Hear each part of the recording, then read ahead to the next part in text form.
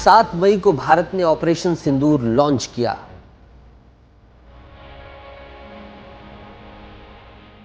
बाईस अप्रैल 2025 एक ऐसा दिन था, उन्होंने कोशिश की कि जाति धर्म के नाम पर पूरे भारत को टुकड़ों टुकड़ों में वो बांट दें। श्रीनगर में क्या हालात थे उस दौरान? कुछ लोगों में डर था, लेकिन वो सामान्य थे। उस दौरान ब्लैकआउट भी आपने देखा होगा। जब भारत ने ऑपरेशन सिंदूर चलाया तब कोई ब्लैकआउट नहीं था। हुआ यूं कि रात में करीबन 1 बजे जब मैंने फाइटर प्लेन सुना, फिर मैंने सोने का प्रयास किया, घर में फ़ोन भी किया कि मुझे नींद नहीं आ रही है।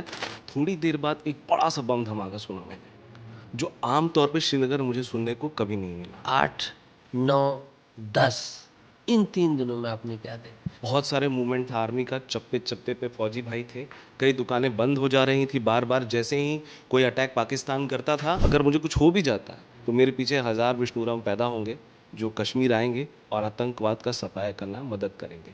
कि भारत ने सीज फायर नहीं किया है, भारत ने पाकिस्तान के आत्मसमर्पण का सम्मान किया है। 7 मई को भारत ने ऑपरेशन सिंदूर लॉन्च किया। उसके बाद करीब 4 दिन तक भारत और पाकिस्तान के बीच तनाव की स्थिति रही। इस दौरान कई लोग चश्मदीद बने। छत्तीसगढ़ के अंबिकापुर के रहने वाले राम हमारे साथ हैं, ये भी उस दौरान वहाँ पर मौजूद थे। श्रीनगर में क्या हालात थे, श्रीनगर के इर्द गिर्द क्या हालात थे, ये भी जानने की बहुत लोगों की दिलचस्पी है। तो आइए मैं इनसे समझता हूँ कि ऑपरेशन सिंदूर के दौरान इन्होंने क्या कुछ देखा, क्या कुछ वहाँ परिस्थितियाँ थीं, और उसके बाद ये छत्तीसगढ़ तक कैसे वापस आए, क्या कुछ इन्होंने सामना किया, सब कुछ समझते हैं। राम, क्या कब आपका जाना हुआ था जम्मू कश्मीर, क्या कुछ वहाँ आपने देखा, और जो आपकी आप बीती है ज़रा बताइएगा। सबसे पहले तो आपको, पूरे विस्तार न्यूज़ के साथियों को, सहयोगियों को और विस्तार न्यूज़ को देखने वालों को विष्णुराम का प्रणाम है। और 22 अप्रैल 2025 एक ऐसा दिन था जिस दिन मुझे लगता है ना सिर्फ बच्चे, बूढ़े, जवान, बल्कि हर एक व्यक्ति अंदर से आहत था। सबके मन में एक ही ख्वाहिश थी कि अब आतंकवादियों को जड़ से उखाड़ कर बाहर फेंकना है। लेकिन हम सब सिर्फ, जैसे आप न्यूज़ में दिखाते हैं, कि घर में बैठकर देखना और किसी जगह पर जाके उस चीज़ को महसूस करना, दोनों बहुत फ़र्क है। मेरी बहनों ने मुझे मना किया कि मत जाओ, दोस्तों ने मना किया, युद्ध के हालात हैं। मुझे भी डर लग रहा था कि कहीं कोई गोली लग जाएगी, कोई बम फटेगा तो शायद दुख भी, दर्द भी होगा। और नो डाउट कुछ लोग रोएंगे, कुछ चाहने वाले भी दुखी होंगे, पर अगर कोई ना कोई व्यक्ति ऐसा होगा भी, होना चाहिए, जो कम से कम, जो आतंकवादी चाहते थे कि हम कश्मीर से दूर रहें, उनका मकसद साफ था कि कश्मीर में कोई और भारत के हिस्से से ना आए। उन्होंने ये साफ संदेश दिया। और एक और चीज़ थी, उन्होंने कोशिश की कि हिंदू, मुस्लिम और बाकी जाति धर्म के नाम पर पूरे भारत को टुकड़ों टुकड़ों में वो बांट दें। और इतिहास गवाह है भैया कि जब भी हम टुकड़ों में बटे हैं, हमारा देश किसी न किसी का गुलाम बना है। तब मैंने ठाना कि नहीं, न्यूज़ में अब नहीं देखूंगा, कुछ करूंगा चाहे कुछ भी हो। तो पहलगाम मैं गया, सीधे 30 तारीख को मैं पहलगाम पहुंचा और न सिर्फ वहाँ के लोगों से बात किया, क्या घटा था, क्या हुआ था, वो लोग क्या चाहते हैं, उनसे इस विषय पर चर्चा भी किया। बहुत सारे फौजी भाइयों से भी मिला। और मुझे ऐसा लगता है कि वहाँ के लोग डरे हुए हैं उस घटना के बाद। जो मैंने महसूस किया, मैंने वीडियो भी सारे यूट्यूब में डाले हैं, वो कुछ भी कहने से बच रहे थे। मुझे ऐसा लग रहा था कि उनके अंदर किसी का खौफ है, जैसे कि अगर उन्होंने कुछ गलती से बोल दिया या कह दिया तो पता नहीं उनके साथ क्या होगा। और ये पूरे के पूरे श्रीनगर का यही हाल था। मैं कई जगह गया, सोनमर्ग गया, पहलगाम गया, डल लेक में, श्रीनगर में, कई लोगों से मैंने बात की, सब बच रहे थे कैमरे के सामने आने से। अनंतनाग भी गया मैं, पुलवामा होते गया, त्राल होते गया, किसी में भी ये हिम्मत। आप कर क्या रहे थे वहाँ? आप करने का क्या उद्देश्य था? कि अब आतंकवाद के खिलाफ पूरे भारत को एकजुट करना है मुझे, और उसके लिए मुझे एक पहल करनी थी। और वो पहल कुछ ऐसी होनी चाहिए कि सबसे पहले लोग कश्मीर आएँ। जब तक हमारी गवर्नमेंट अलाउ करती है, जब तक सैनिटेशन नहीं हो जाता है और वो शुरू नहीं कर देती है, तब तक हम जाएं वहाँ। ठीक है, तो 7 तारीख से लेकर 10-11 तारीख तक आप कहाँ थे? उस दौरान ऑपरेशन और जो पाकिस्तान के द्वारा कायराना करतूत की गई, उसमें आपने क्या क्या देखा? श्रीनगर में क्या हालात थे उस दौरान? जितना मैंने देखा ऑपरेशन सिंदूर से पहले, क्योंकि मैंने तो कभी युद्ध के हालात देखे नहीं हैं, ये मेरे जीवन का पहला अनुभव था, तो श्रीनगर के लोग बहुत सामान्य थे। कुछ लोगों में डर था, लेकिन वो सामान्य थे। उनके अंदर इस बात की तकलीफ भी थी कि ये चीज़ नहीं होनी चाहिए, क्योंकि सारे व्यवसायियों का व्यवसाय ठप पड़ा हुआ था वहाँ पर। तो ये चीज़ मैंने महसूस करी। लेकिन ऑपरेशन सिंदूर की रात मुझे थोड़ी बेचैनी हो रही थी। 6 तारीख की रात थी और शाम से ही मैं थोड़ा घबराहट महसूस हो रही थी। मैंने घर वालों को बताया और उस रात करीबन 1 बजे के आसपास मैंने बहुत सारे फाइटर प्लेन्स जाते सुने। और आमतौर पे श्रीनगर रात को पूरा सन्नाटा रहता है, आप गए होंगे तो आपने अनुभव किया होगा। तो अगर थोड़ी भी हलचल या कुछ आवाज़ आती है तो वो तुरंत समझ में आ जाता है। और मैं जिस जगह ठहरा था वहाँ ऊपर शंकराचार्य मंदिर है और नीचे मेरा स्टे था होटल में। तो जब फाइटर प्लेन्स जा रहे थे बहुत तेज आवाज़ उस दौरान ब्लैकआउट भी आपने देखा होगा। नहीं था। उस दिन ऑपरेशन सिंदूर के दिन कोई ब्लैकआउट नहीं था, उस दिन सब नॉर्मल था।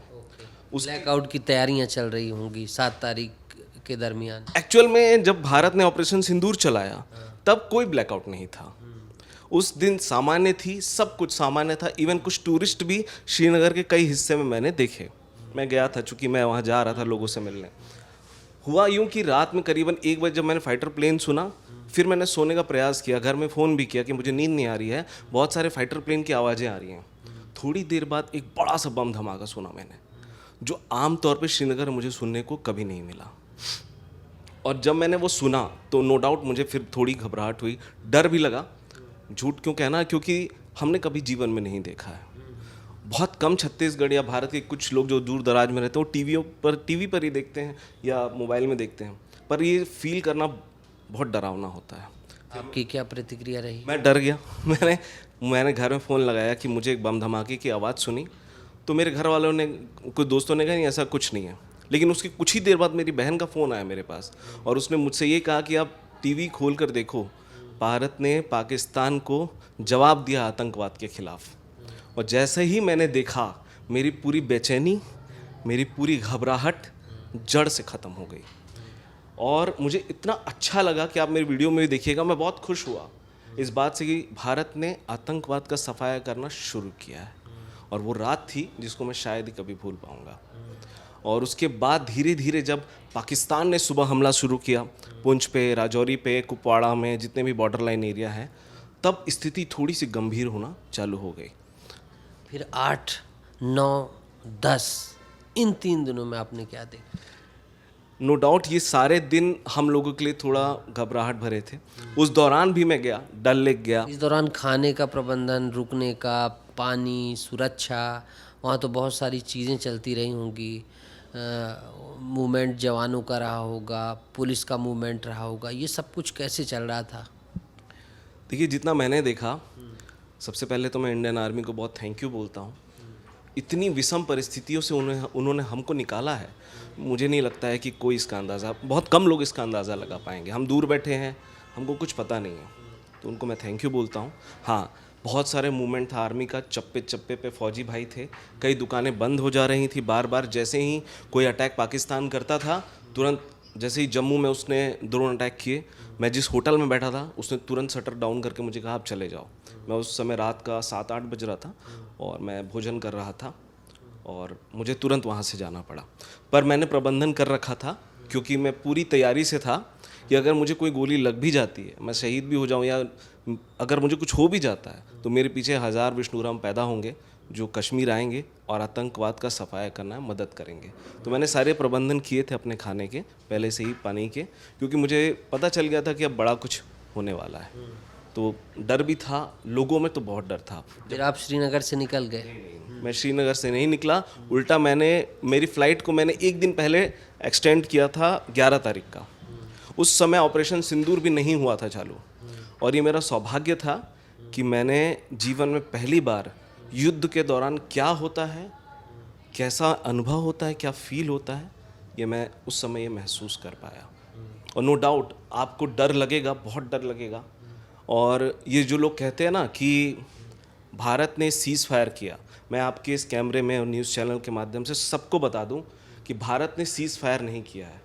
भारत ने पाकिस्तान के आत्मसमर्पण का सम्मान किया है और यही हमारे भारतीयों की पहली प्राथमिकता होती है।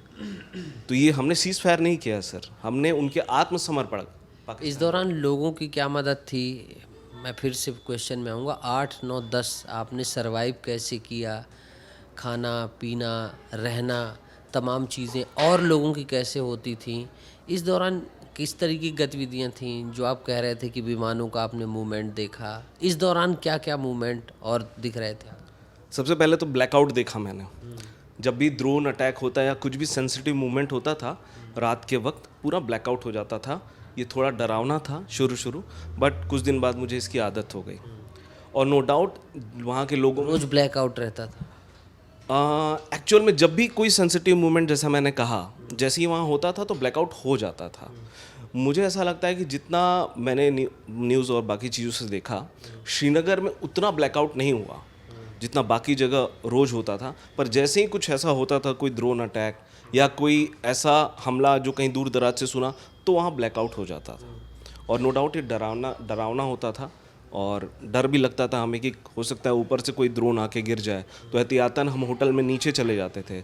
मैंने कई रूम्स खाली कराए 2-3 दिन, और उनको सीधे नीचे एक रूम में हम शिफ्ट रहते थे ताकि। कितने लोग रहते थे उस समय?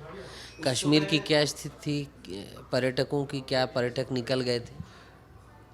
जैसा कि मेरे ब्लॉग में भी है, मैंने कुछ पर्यटकों से बात भी की, कम थे लेकिन कुछ अपने जज्बे को लेके आगे थे कि अगर आतंकवादी चाहते हम नहीं आए तब तो हम यहाँ ज़रूर आएंगे। तो उन्होंने अपना प्लान कैंसिल नहीं किया। पहलगाम आतंकी हमले के बाद भी नहीं किया, वो आए शंकराचार्य मंदिर में, बाकी जगह वो आए और वो बेझिझक थे। ये मुझे देखकर बहुत अच्छा लगा। और जिस होटल में मैं ठहरा था वहाँ 3 फैमिलीज़ थी और टोटल मुझे अनुमान है 15 या 20 लोग के आसपास वहाँ मौजूद थे। और जब भी हम बाहर निकलते थे तो नो डाउट कई लोग, श्रीनगर आधा खाली हो गया था, टूरिस्ट थे ही नहीं। डल लेक तो ऐसा लगता था कि सुनसान वीरान, टूरिस्ट ना के बराबर होते थे। तो फिर भी एक साहस था कि हम युद्ध क्षेत्र में हैं, वॉर जोन में हैं, तो यहाँ से कुछ संदेश देना है ताकि सब लोग इस चीज़ को समझ पाएँ। सीज़ फायर के बाद आपने वहाँ के लोगों से कम्युनिकेट किया, क्या उन्होंने कहा? फिर आपका वापसी यहाँ आना कैसे हुआ? सर, जिस दिन सीज़ फायर हुआ मैं बहुत खुश हुआ। मैं उस समय डल लेक में था, शिकारा में था। एक हमारे बशीर भाई हैं, वो वहाँ शिकारा चलाते हैं, उनकी शिकारा थी और मैं वहाँ बस वहाँ कैप्चर कर रहा था, लोगों से बात कर रहा था। और मैं बहुत खुश हुआ ये न्यूज़ देखने के बाद, चलो सीज़ फायर हो गया, अब कोई ड्रोन अटैक या कुछ ऐसा नहीं होगा। मैं देखा मूवमेंट भी तेज़ हो गई, श्रीनगर में लोग आना जाना, निकलना, खुश हो गए, एक अलग ही एहसास था। पर उसी वक्त मेरी फ्रेंड से बात हो रही थी, उसने कहा कि यार पाकिस्तान पे भरोसा नहीं कर सकते। फिर भी मैंने कहा कि नहीं यार, हो सकता है वो अब ऐसा ना करे। लेकिन जैसे ही मैं अपने होटल रूम में घुसा, अचानक से बम फटने की आवाज़ें आने लगी और वो इतनी तेज थी, मतलब हम लोग, मैं चूँकि पहाड़ से पास लगा हुआ मेरा होटल था, बहुत क्लियर सुन पा रहा था मैं। और अचानक से ब्लैकआउट हो गया, पूरा ब्लैकआउट। और जैसे ही ब्लैकआउट हुआ हम सब डर गए। नो डाउट मुझे भी डर लगा। ये जब पता चला कि बहुत सारे ड्रोन सीज़ फायर के बाद भी पाकिस्तान ने भेजे हैं, और जितना मैंने न्यूज़ चैनल के माध्यम से देखा कि 100 के आसपास ड्रोन उसने श्रीनगर में पर्टिकुलर भेजे थे। और हम डरे, हड़बड़ा कर हम होटल के टॉप फ्लोर से नीचे आए, हम सब इकट्ठा हुए। और मैंने कई सारे जो वहाँ के बाहर से, मुंबई से कुछ लोग थे और कुछ अलग जगह से, तो उनको हम लोगों ने एक जगह इकट्ठा किया और उनको कहा। सब घबरा गए थे, महिलाएं थीं, पुरुष थे, बच्चे भी थे, बहुत डरे हुए थे। ख़ास तौर से बच्चे बहुत डरे हुए थे जब उन्होंने बम की आवाज़ सुनी। घबराहट, क्योंकि सब बाहर से थे, किसी ने कभी ऐसा कुछ देखा नहीं था। हम लोगों ने सबको शांत कराया, खुद को पहले शांत किया, उनको भी कराया। फिर हम करीबन 4 बजे रात तक साथ में बैठे रहे और फिर सब नीचे के ही एक आध रूम में शिफ्ट हो गए। कोई भी उस दिन रात में ऊपर जाके नहीं सोया। हो सकता है कोई। वापसी आपकी कब हुई, कैसे हुई? सर मेरी चूँकि फ़्लाइट तो बंद थी और फ़्लाइट की टिकट भी रेगुलर कैंसिल ही हो जा रही थी और मुझे आना भी था, क्योंकि मुझे 12-13 दिन हो गए। और जो मैं सोच के गया था कि आतंकवाद के ख़िलाफ़ पूरे भारत को इकट्ठा करूँगा, एकजुट करूँगा और कश्मीर सब आएंगे, कोई इन आतंकवादियों से अब नहीं डरेगा। तो ये जो मेरी मंशा थी वो पूर्ण हो रही थी। तो उसके बाद मैंने 12 को डिसाइड किया कि मैं वापस आऊँगा, और वहाँ से एक बस चलती है जम्मू श्रीनगर टू दिल्ली, और ट्रेनें भी रात की कैंसिल हो जा रही थी। तो श्रीनगर टू दिल्ली मैंने बस ली, और मैं पूरा पंजाब का जो इलाका है, हरियाणा, अब जितने भी बॉर्डर लाइन है जैसे कि आपका पठानकोट है ना, और चंडीगढ़, ये सब होते हुए हमारी बस आई। वहाँ के लोगों से भी मैंने बात किया। उनका कहना था कि वो उधर पास में ही बॉर्डर है और वहाँ दिखता रहता जब भी वो ड्रोन अटैक करते थे या कोई गोली चलाते थे। तो फिर मैं दिल्ली आया। दिल्ली के बाद मैं रुका कुछ वहाँ। अगले दिन मैं बनारस चला गया मेरी बहन के यहाँ। वहाँ मैंने कुछ दिन स्टे किया, और फिर उनसे पूछा कि आपको कैसा लगा युद्ध में। वो लोग बहुत नॉर्मल थे। उनका कहना था सीज़ फायर नहीं होना चाहिए था, लेकिन मेरा मानना है सर कि युद्ध जितना ज़रूरी होता है, सीज़ फायर उतना ही ज़रूरी होता है। तो भारत ने जब अपना बदला ले लिया तो एक जगह रुकना भी ज़रूरी था सर। और जो लोग ये बोलते हैं कि सीज़ फायर ज़रूरी नहीं था, मैं उनको बता दूं कि भारत के जो पुंछ के इलाके थे, राजौरी थे और बाकी इलाके थे, वहाँ बहुत सारे मासूम बच्चे, बूढ़े, कई लोगों पाकिस्तान की उस कायरतापूर्ण हमले के शिकार हुए हैं। लोगों ने अपनों को खोया है। तो ये जो सीज़ फायर हम दूर रह के बोलते हैं ना, ठीक नहीं है, ये सही है। जब हमने बदला ले लिया तो सीज़ फायर भी आवश्यकता। नो डाउट हम आगे युद्ध के लिए तैयार हैं अगर वो दोबारा ऐसा करता है तो आप सुन रहे थे राम को। ये ऑपरेशन सिंदूर के दौरान वहीं पर थे, श्रीनगर में क्या इनकी आप बीती थी आपने सुनी। वीडियो जर्नलिस्ट खेमराज आवड़े के साथ मुझे नितेश गर्ग को दीजिए इजाज़त। नमस्कार।